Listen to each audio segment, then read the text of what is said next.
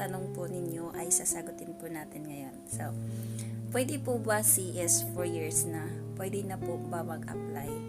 Actually po sis, pag CS pwede po sila kasi may kasama po ako na kasama ko dito sa room. Siya po ay 2 years na po yung baby niya ngayon. So, pwede po talaga siya mag-apply.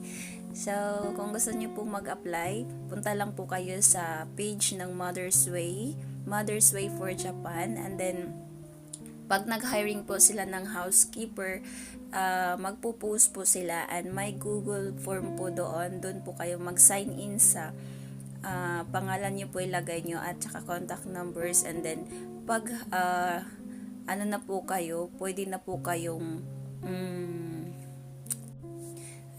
pag okay po kayo, pasado po kayo, imi-message po nila kayo sa inyong